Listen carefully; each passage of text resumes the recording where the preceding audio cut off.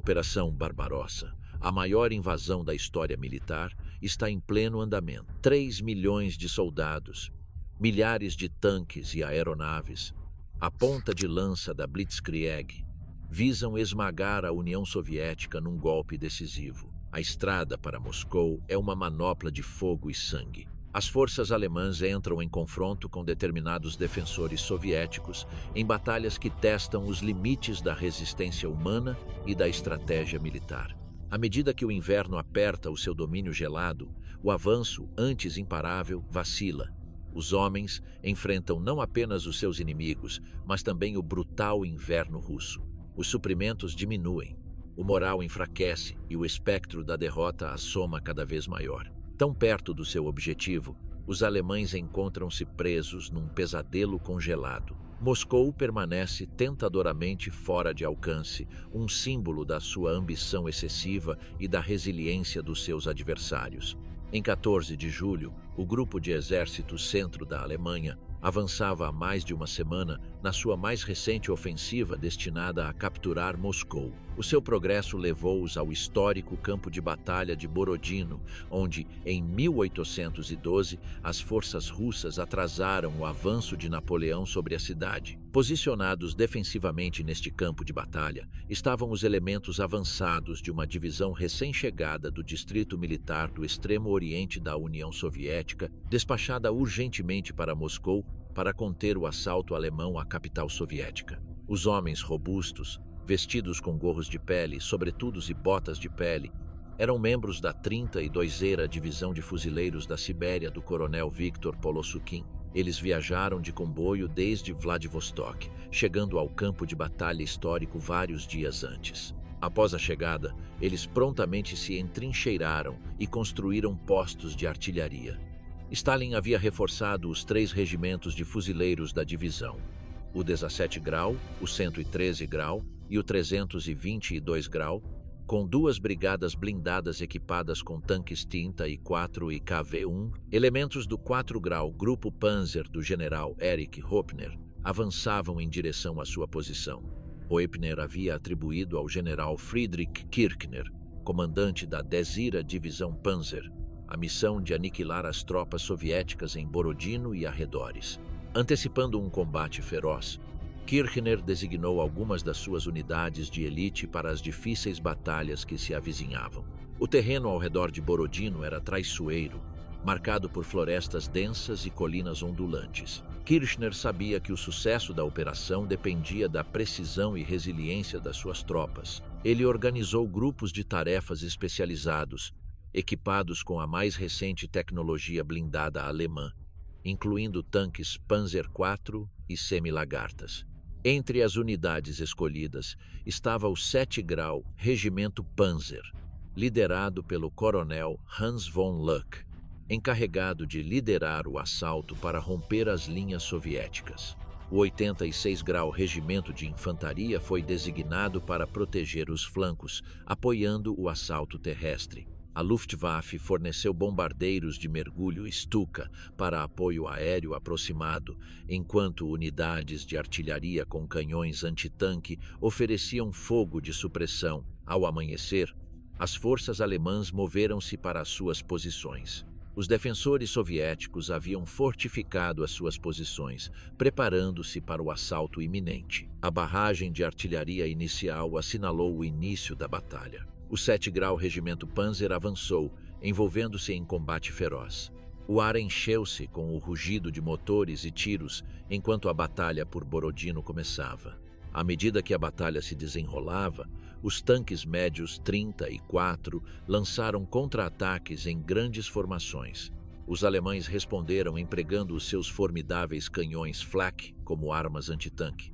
Enquanto isso, unidades de artilharia soviética e baterias de morteiros bombardeavam os granadeiros alemães que avançavam, que lutavam para progredir através de campos minados e arame farpado. O confronto brutal em Borodino durou quase uma semana antes que as forças soviéticas fossem compelidas a recuar devido a ameaças nos seus flancos. A 32ª Divisão de Fuzileiros sofreu pesadas perdas às mãos dos alemães, mas conseguiu infligir baixas significativas às forças atacantes. Por exemplo, o 3º Regimento de Infantaria da Divisão de Infantaria Motorizada SS das Reich foi dizimado a ponto de ter de ser dissolvido, com os seus sobreviventes transferidos para outros regimentos dentro da divisão. Apesar disso, os alemães avançaram para a próxima posição defensiva soviética, a linha de Mosaisk.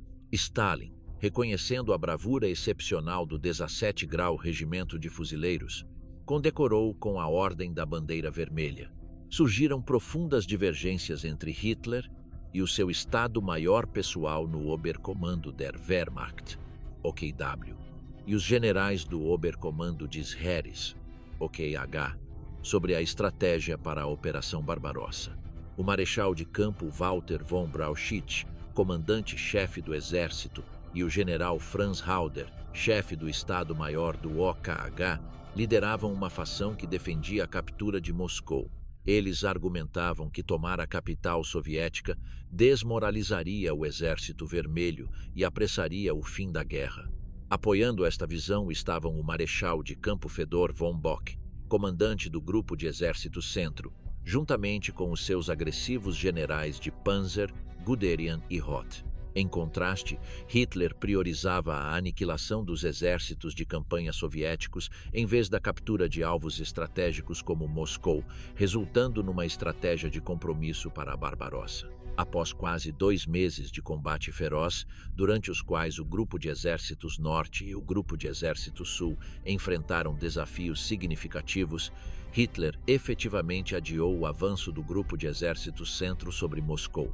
Ele redirecionou as unidades Panzer de Roth para apoiar o Grupo de Exércitos Norte e as de Guderian para auxiliar o Grupo de Exército Sul. Este desvio custou tempo valioso, pois as forças de Guderian contribuíram para a Batalha de Kiev, que durou 1 mês, começando no final de agosto, ajudando na destruição da frente sudoeste do general Mikhail Kirponos. No início de setembro, com a Batalha de Kiev em andamento, Hitler considerou que um avanço concentrado no centro era crucial para o colapso completo da resistência soviética. Ele pretendia assegurar os recursos econômicos da Ucrânia e fortalecer os flancos do Grupo de Exército Centro, acreditando que o sucesso nas frentes Norte e Sul tornava esta ofensiva imperativa. A diretiva do Führer número 35, emitida em 6 de setembro, afirmava que os sucessos nos flancos da Operação Barbarossa tornaram viável retomar o avanço central contra a frente ocidental do Marechal Semyon Timoshenko. A diretiva enfatizava que a frente de Timoshenko devia ser destruída decisivamente antes do início do inverno. Com este objetivo, von Bock e o seu Estado-Maior elaboraram um plano para o assalto final a Moscou, com o codinome Operação Tufão. A fase inicial da operação exigia que os grupos Panzer II, III e IV cercassem e aniquilassem o grosso das forças do Exército Vermelho posicionadas ao redor de Vyazma e Bryansk. Em seguida, os grupos Panzer deveriam convergir a norte e a sul de Moscou, unindo-se em Noginsk, localizada a 32 quilômetros a leste da capital soviética. A pinça norte, composta pelo 3 Grau Grupo Panzer de Roth e o 4 Grau Grupo Panzer do general Erich Hoppner, foi encarregada de atacar Moscou a partir do noroeste via Kalinin. Simultaneamente, a pinça sul, liderada pelo 2 Grau Grupo Panzer, deveria avançar a partir do sudoeste através de Tula. Concomitantemente, o 4 Grau Exército de Campanha do general Günther von Kluge avançaria diretamente do oeste.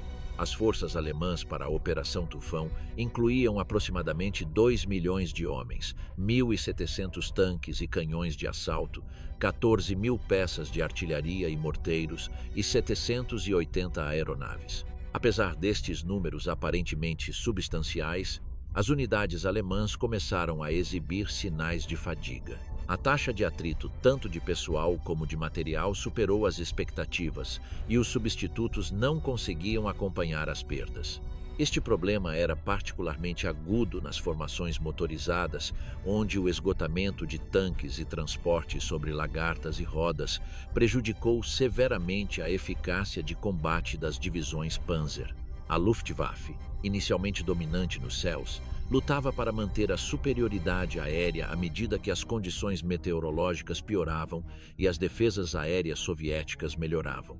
O limitado apoio aéreo dificultou ainda mais a capacidade do exército alemão de conduzir operações eficazes e abastecer as suas unidades da linha da frente. A pressão logística e a pressão constante das forças soviéticas significavam que os comandantes alemães tinham de tomar decisões difíceis, muitas vezes consolidando as suas unidades e abandonando objetivos menos críticos para reforçar posições-chave. Apesar dos contratempos, o alto comando alemão permaneceu determinado em alcançar um avanço decisivo.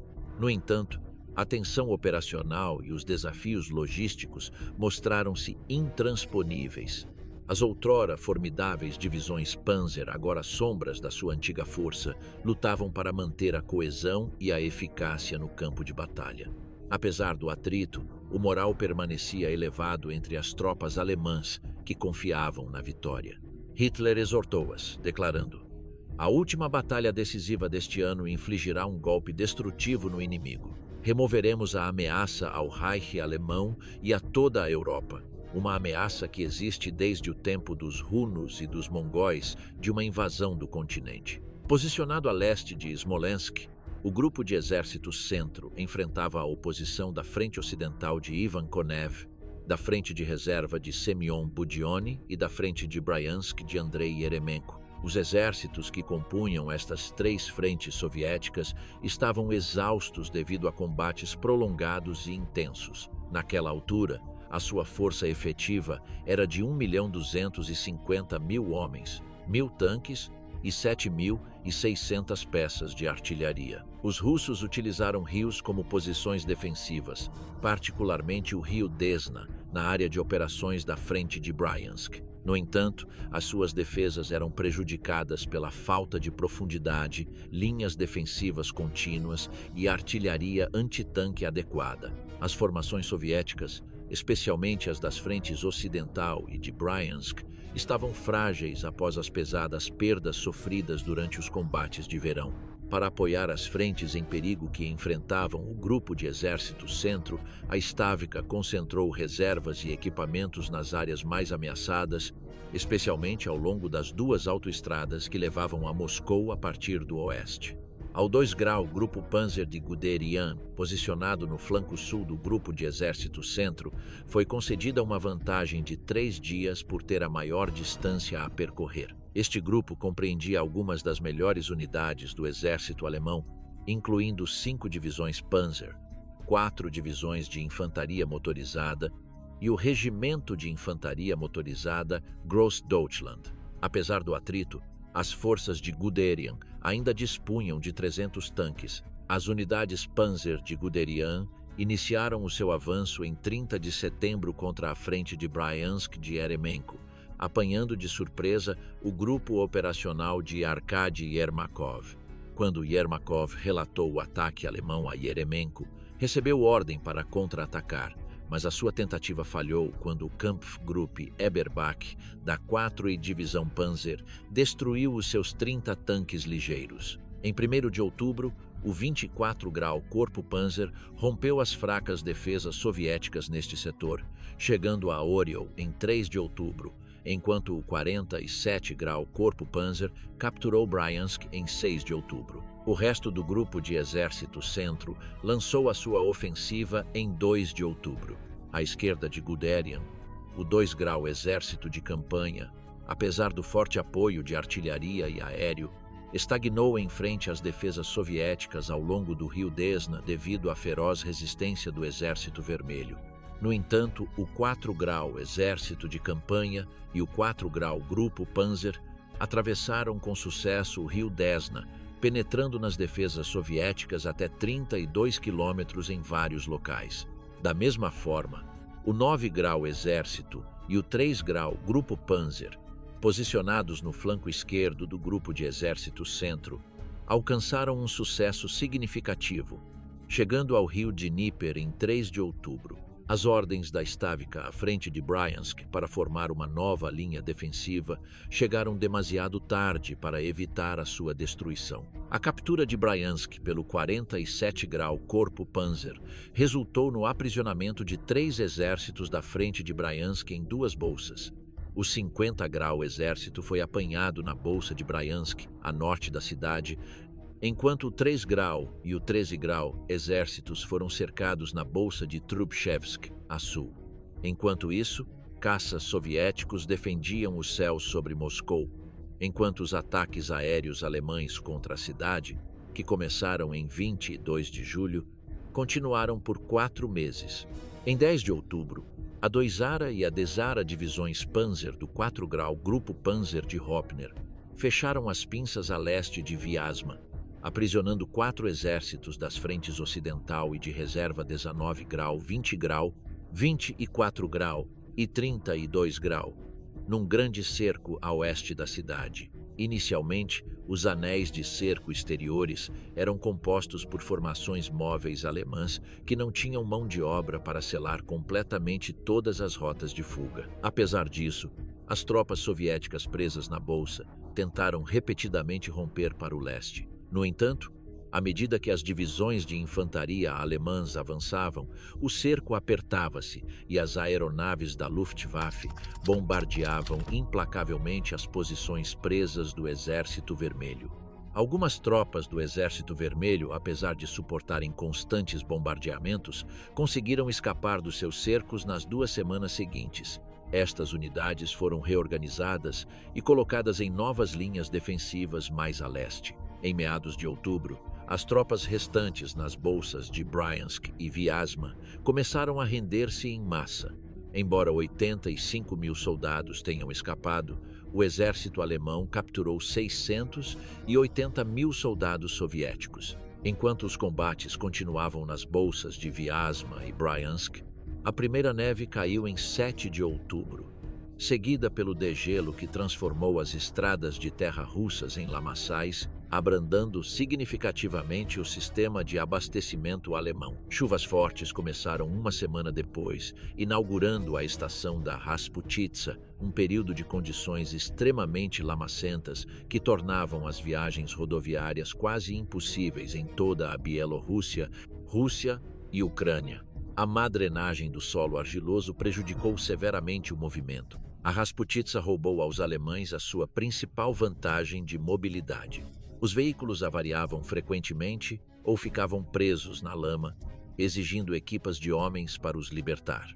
Embora as forças soviéticas também lutassem com a lama, as suas linhas de abastecimento mais curtas mitigaram algumas das dificuldades. Após o colapso das defesas avançadas soviéticas, a Stavka ordenou a criação de uma nova linha defensiva centrada em Mozaisk, a apenas 130 quilômetros de Moscou, em 9 de outubro. Sobreviventes das frentes ocidental, de reserva e de Bryansk reagruparam-se ao longo desta nova linha, com as unidades das frentes ocidental e de reserva a serem combinadas sob o comando do general Georgy Zhukov. A linha defensiva de Mozaisk estendia-se por 290 quilômetros, numa curva suave desde o reservatório de Ivanovo, no rio Volga, a norte de Moscou, até a cidade de Kaluga, a sul. Zhukov, perfeitamente ciente de que os 90 mil homens sob o seu comando eram insuficientes para estabelecer defesas contínuas,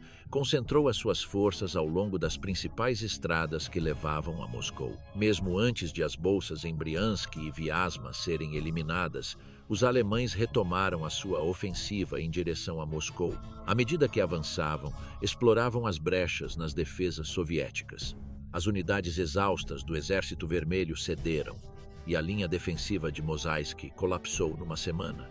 No flanco norte, o destacamento avançado do Major Joseph Ecker, da 1ª Divisão Panzer do Tenente-General Friedrich Kirchner, capturou Kalinin em 14 de outubro, cortando a ferrovia Leningrado-Moscou e tomando uma ponte intacta sobre o Alto Volga. Isto colocou os alemães a apenas 150 quilômetros de Moscou. Para defender Moscou a partir do norte, 3 divisões do flanco direito da frente ocidental foram reorganizadas numa nova frente de Kalinin, sob o comando de Ivan Konev. No centro, as cidades russas de Maloyaroslavets, Mozhaisk, Narofominsk e Volokolamsk caíram em rápida sucessão para os alemães. No final de outubro, as forças alemãs estavam a menos de 80 quilômetros de Moscou. Espero que esta carta vos encontre com boa saúde e ânimo. Escrevo-vos dos arredores de Moscou, onde estamos atualmente estacionados. O inverno instalou-se e o frio é rigoroso, mas os nossos espíritos permanecem elevados. Estamos todos convencidos de que a guerra será ganha em breve e poderei finalmente voltar para casa, para junto de vós. O avanço tem sido difícil, mas fizemos progressos significativos. A resistência russa é feroz, mas estamos a avançar com determinação. Os nossos comandantes dizem-nos que a queda de Moscou é iminente e, com ela, o colapso das forças russas. Cada dia nos aproxima mais da vitória, e acredito que é apenas uma questão de tempo até podermos declarar o fim da guerra. O pensamento de vos ver a ambos novamente mantém-me firme. Sonho em entrar pela porta, surpreendendo-vos com o meu regresso. Imagino-nos sentados juntos, a partilhar histórias e a desfrutar da companhia um do outro como costumávamos fazer. Sinto falta do calor de casa, do cheiro a pão acabado de cozer e do vosso riso a encher a casa. A vida aqui é dura e o frio infiltra-se nos nossos ossos. Agrupamo-nos à volta de fogueiras à noite, partilhando o pouco calor que conseguimos encontrar. Mas no meio das dificuldades, há um sentimento de camaradagem e fraternidade que nos mantém fortes. Todos falamos dos nossos planos para quando regressarmos a casa, e isso torna os dias um pouco mais suportáveis. Quero que saibam que estou seguro e a fazer o meu melhor para me manter forte. O pensamento de que estão à minha espera dá-me a força para enfrentar cada dia. Estou confiante de que estarei em casa em breve. Pela forma como as coisas estão a correr, espero estar de volta a tempo do Natal. Imaginem a alegria que partilharemos, o alívio de saber que este pesadelo finalmente acabou. Por favor, cuidem um do outro e mantenham a fé. Levo o vosso amor comigo, e isso conforta-me durante estes tempos difíceis. Anseio pelo dia em que poderei abraçar-vos e nunca mais vos largar. Até lá, saibam que estão sempre no meu coração e nos meus pensamentos. Com todo o meu amor, até breve. À medida que os alemães se aproximavam de Moscou, o Comitê de Defesa do Estado Soviético ordenou a evacuação de instituições governamentais, culturais e industriais, bem como das embaixadas estrangeiras, ao 15 de outubro. O dia seguinte marcou o início de um êxodo maciço da capital, conhecido como Bolshoi Drap, ou a Grande Debandada. A partir de 16 de outubro, toda a aparência de ordem em Moscou colapsou. Fábricas, lojas e a administração civil cessaram as suas operações, e os transportes públicos pararam. Os funcionários exploraram as suas posições para garantir transporte para si e para suas famílias, exacerbando ainda mais o caos. Alguns gerentes de fábricas pagaram aos seus trabalhadores antes de fugirem, enquanto outros fugiram com o dinheiro. As lojas de alimentos foram saqueadas ou distribuíram os seus mantimentos restantes, resultando em pânico generalizado e ilegalidade, à medida que os criminosos se aproveitavam da situação. A ordem civil desintegrou-se completamente quando os residentes de Moscou atacaram funcionários públicos, sentindo-se abandonados pelo governo. As estações de comboio foram sobrecarregadas por multidões que tentavam garantir lugares nos comboios que partiam. E as estradas para leste ficaram congestionadas com caminhões, carros, autocarros e carroças, rodeados por pessoas que fugiam a pé. Em poucos dias, a população de Moscou foi reduzida a quase metade devido ao êxodo em massa. No meio do caos, o líder soviético Joseph Stalin e alguns conselheiros permaneceram nos seus postos, assistidos por equipas reduzidas. Em 19 de outubro, o governo soviético começou a restaurar a ordem através de medidas draconianas.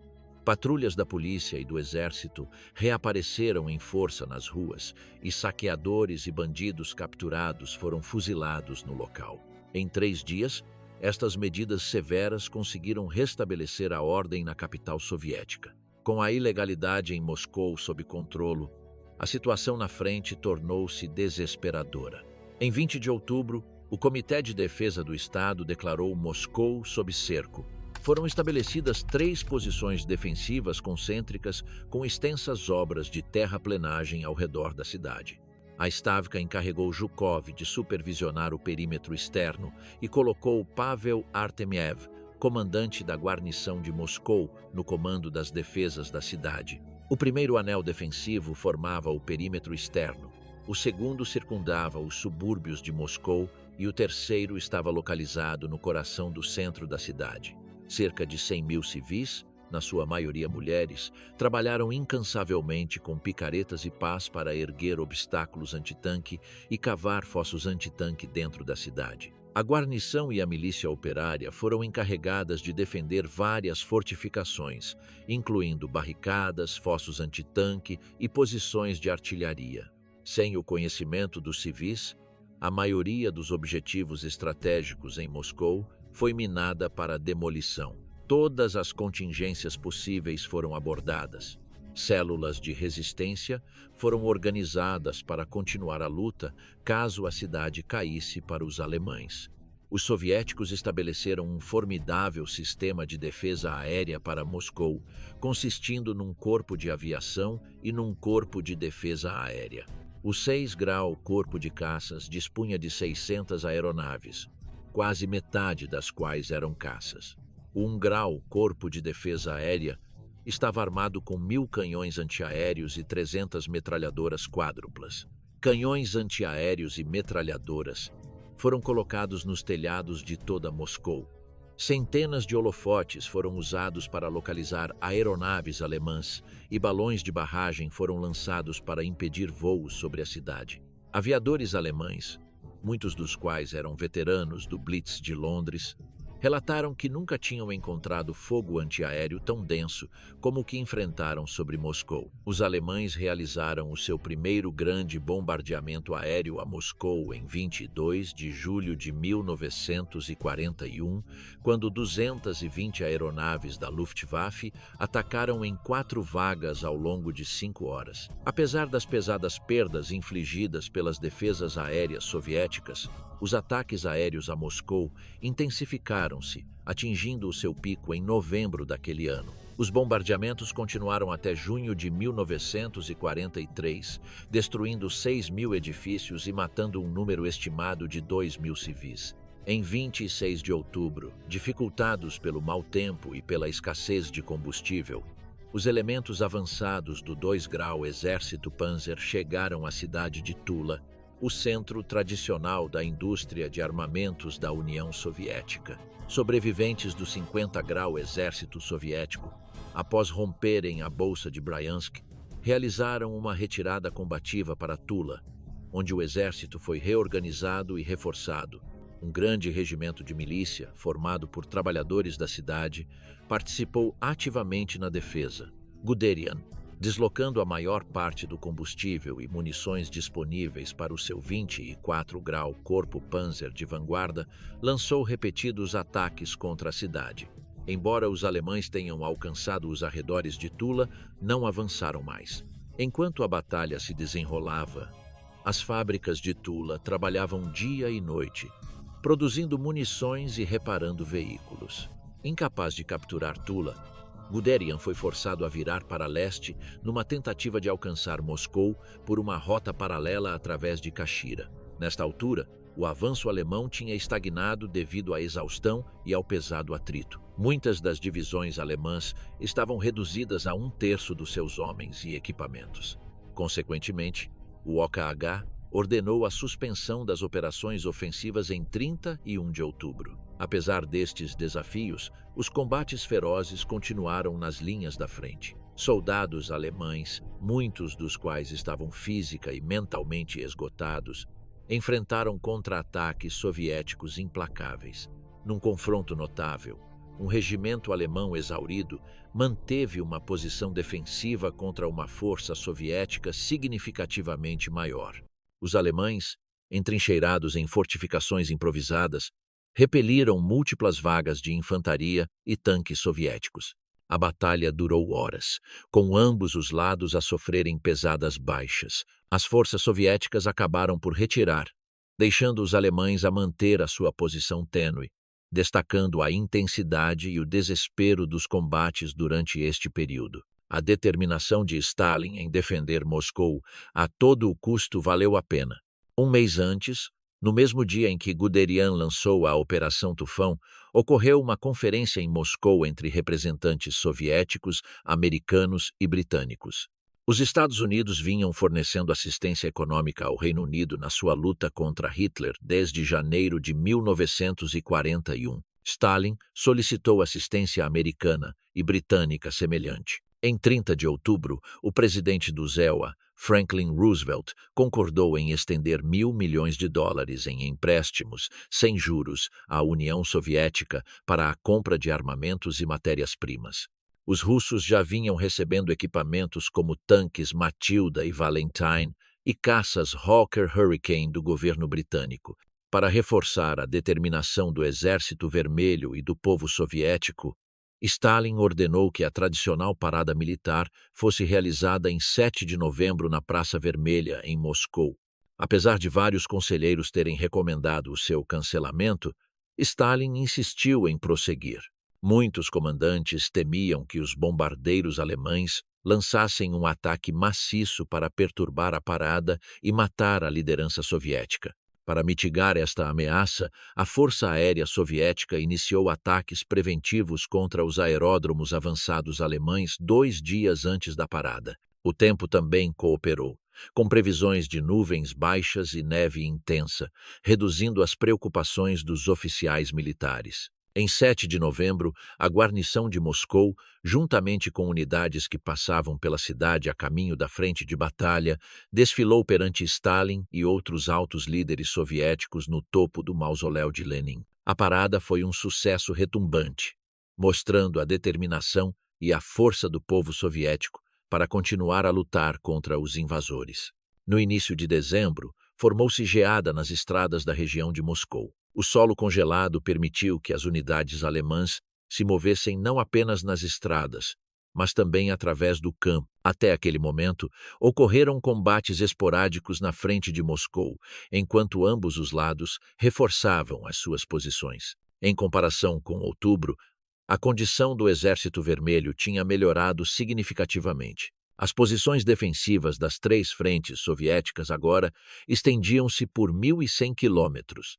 A frente de Kalinin de Ivan Konev mantinha o flanco direito, a frente ocidental do Marechal Georgy Zhukov mantinha o centro e a frente sudoeste de Timoshenko mantinha a esquerda. A Stavka havia dissolvido a frente de Bryansk, redistribuindo as suas unidades entre as frentes ocidental e sudoeste. Em Moscou, unidades de artilharia e engenharia foram posicionadas estrategicamente ao longo das estradas principais que levavam à cidade, com soldados e civis a prepararem-se para o iminente ataque alemão. Stalin, insatisfeito com uma postura puramente defensiva, exigia constantemente que as unidades do Exército Vermelho lançassem contra-ataques. Apesar das tentativas de Zhukov de convencer Stalin de que as suas forças eram apenas suficientes para a defesa, muito menos para a ofensiva, Stalin permaneceu inflexível. Consequentemente, Zhukov ordenou relutantemente ao 16 Grau, exército de Konstantin Rokossovski, que atacasse em 16 de outubro. As 3 divisões exauridas de Rokossovski foram reforçadas pela Fresca 300 e 16ª Divisão de Fuzileiros sob o comando de Ivan Panfilov e pela 1ª Brigada de Tanques da Guarda sob o comando do coronel Mikhail Katukov. Uma força-tarefa composta pelas 2 divisões de fuzileiros de Rokossovski, a Brigada de Tanques de Katukov e 2 divisões de cavalaria, sob o comando de Lev Dovator, foi designada para retomar a cidade de Volokolamsk, na autoestrada de Moscou. Enquanto Rokossovski preparava as suas forças, o Grupo de Exército Centro renovou a sua ofensiva em 15 de novembro, visando Klin, situada a noroeste de Moscou. A ponta de lança do 4 Grau Grupo Panzer era a 2ª Divisão Panzer do general Rudolf Weyl, uma unidade relativamente fresca equipada com Panzer III, Panzer 30 e 8T, Panzer III e um pequeno número de Panzer IV. O impulso principal da ofensiva alemã recaiu sobre a 316ª Divisão de Fuzileiros de Panfilov, a divisão mais forte sob o comando de Rokossovski. Tendo chegado da Sibéria em agosto, a divisão passara a maior parte do tempo na reserva e só estava a lutar ativamente desde outubro. Após 5 dias de combate intenso, a divisão de Panfilov estava severamente exaurida, perdendo 4/5 do seu pessoal. Apesar de infligir pesadas perdas aos soviéticos, os alemães conseguiram apenas ganhos menores, muitas vezes avançando menos de 3 quilômetros por dia. A 2ª Divisão Panzer não conseguiu capturar Klin até 20 de outubro. No entanto, a 7ª Divisão Panzer do 3 Grau Grupo Panzer conseguiu capturar a cidade 3 dias depois. A situação tornou-se tão grave que Stalin ligou para Zhukov, exigindo uma resposta honesta sobre se Moscou poderia ser salva. Zhukov afirmou que sim, mas apenas se as reservas fossem mobilizadas imediatamente.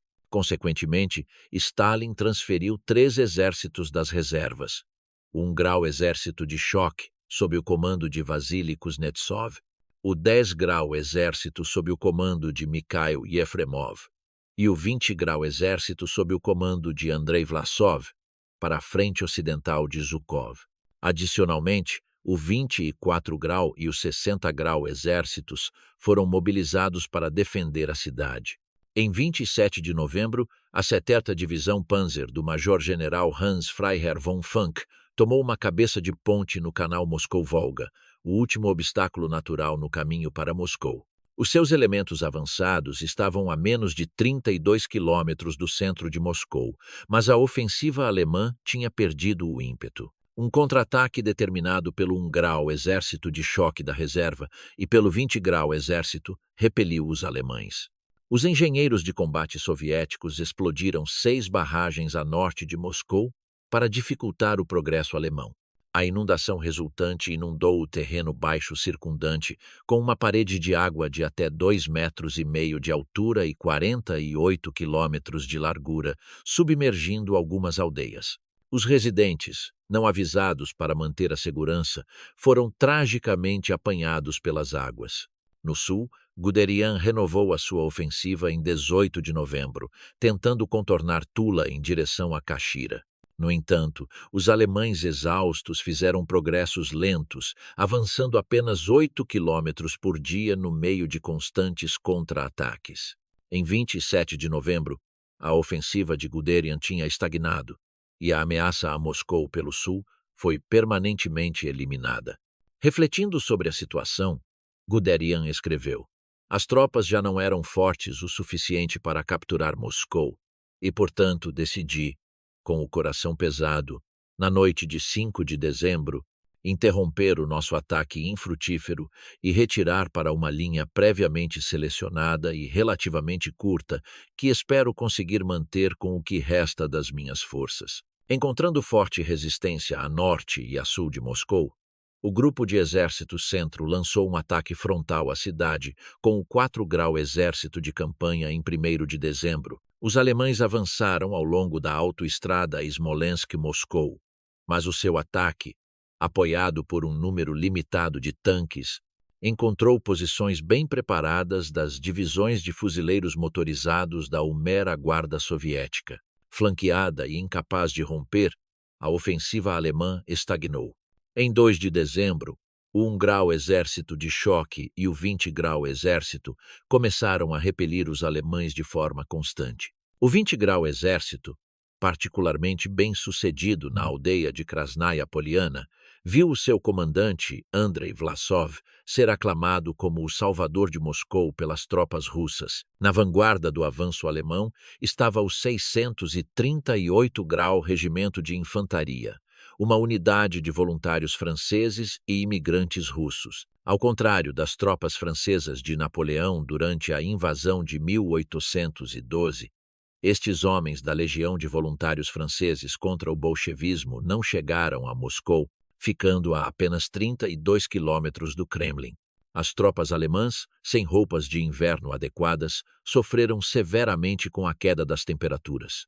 Os planeadores de guerra alemães esperavam derrotar a União Soviética antes do inverno e só tinham fabricado roupas de inverno suficientes para as divisões designadas para o serviço de ocupação. Em algumas unidades, As perdas por doença e congelamento excederam as de combate, agravando ainda mais a sua situação. As entregas de roupas quentes eram frequentemente pilhadas pelas tropas da retaguarda, com apenas uma pequena quantidade a chegar à frente. Para compensar, os soldados alemães pilhavam roupas quentes da população russa, expulsando os civis das suas casas perto das linhas da frente. Explorando a vulnerabilidade alemã, os soviéticos lançaram paraquedistas e comandos atrás das linhas inimigas com ordens para queimar casas e celeiros usados pelos alemães como abrigo. Estas ações muitas vezes condenaram os seus próprios cidadãos a uma morte fria. Em alguns casos, os residentes locais,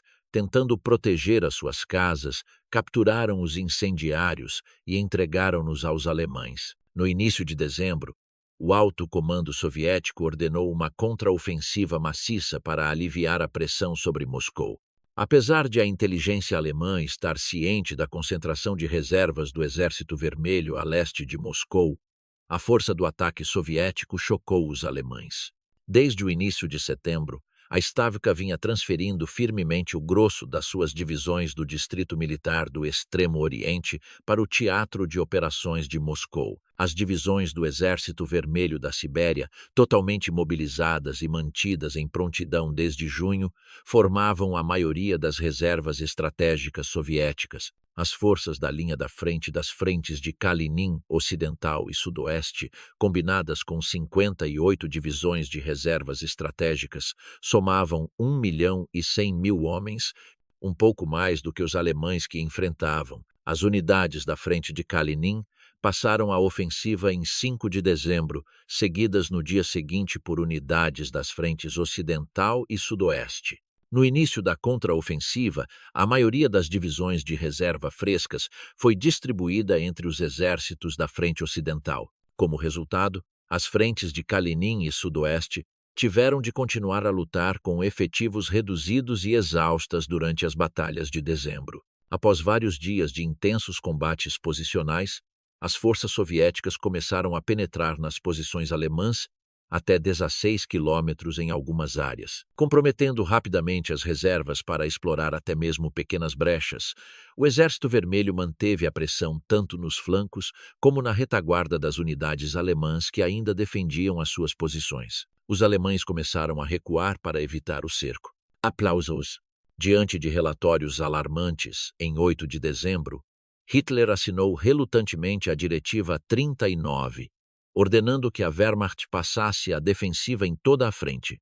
Em algumas áreas, os comandantes alemães recuaram para eliminar saliências na linha da frente, ocasionalmente criando reservas à medida que as linhas encurtavam. Em 14 de dezembro, Halder e Günther von Kluge, comandante do 4 Grau Exército de Campanha, autorizaram uma retirada limitada a oeste do rio Oka, sem primeiro procurar a aprovação de Hitler. Quando Hitler soube disto, ficou furioso e rescindiu a ordem 6 dias depois, lembrando os seus generais que deveriam defender cada centímetro de terreno arduamente conquistado. Enfurecido pelo fracasso da Operação Tufão, Hitler procurou bodes expiatórios e iniciou uma demissão em massa de comandantes seniores. Em 19 de dezembro, Hitler demitiu von Brauchitsch por motivos de saúde e assumiu ele próprio o comando supremo. Embora a saúde de Brauchitsch estivesse de facto a piorar após um ataque cardíaco em novembro, ele foi transferido para a reserva de oficiais e permaneceu inativo durante o resto da guerra. No final de dezembro, dezenas de generais foram demitidos, incluindo Guderian, que permaneceu na reserva de oficiais até 1943 por se ter retirado sem ordens. O general Erich Hoppner, comandante do 4 Grau Grupo Panzer, foi expulso do exército em janeiro de 1942. Os alemães em retirada lutaram ferozmente, e o Exército Vermelho teve de abrir caminho através das suas defesas. Apesar das suas perdas no campo de batalha, o Grupo de Exército Centro permaneceu uma força potente e perigosa. As baixas soviéticas aumentaram, fazendo com que a contraofensiva de Moscou parasse na primeira semana de janeiro de 1942. Os historiadores ainda debatem as perdas sofridas por ambos os lados durante a Operação Tufão e a contraofensiva soviética.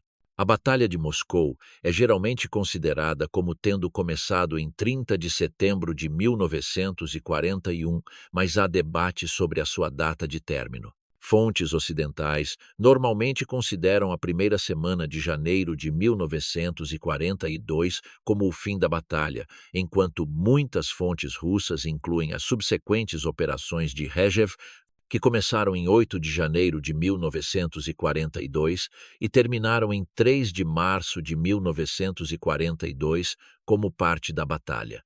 As baixas soviéticas totalizaram 680 mil na fase defensiva e mais 320 mil até o final da contraofensiva em 7 de janeiro de 1942, juntamente com a perda de 4 mil tanques e 1.000 aeronaves durante o mesmo período. As baixas alemãs ascenderam a 460 mil homens, 600 tanques e 800 aeronaves.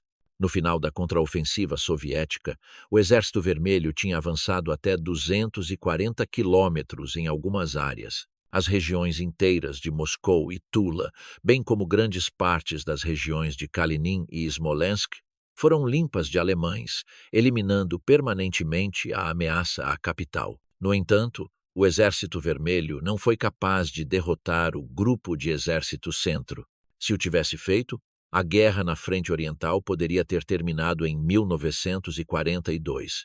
Acreditando que tinham conquistado a iniciativa estratégica, a liderança soviética lançou várias ofensivas mal preparadas na primeira metade de 1942. Apesar de sofrer perdas tremendas naquele ano, a União Soviética estava totalmente empenhada numa guerra de atrito naquela altura, uma contenda que a Alemanha não podia vencer.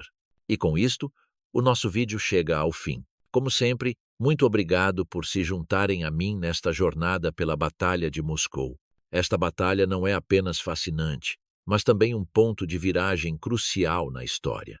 O vosso interesse e envolvimento são o que tornam estas explorações tão gratificantes. Se gostaram do vídeo, por favor, lembrem-se de deixar um gosto e de se inscreverem.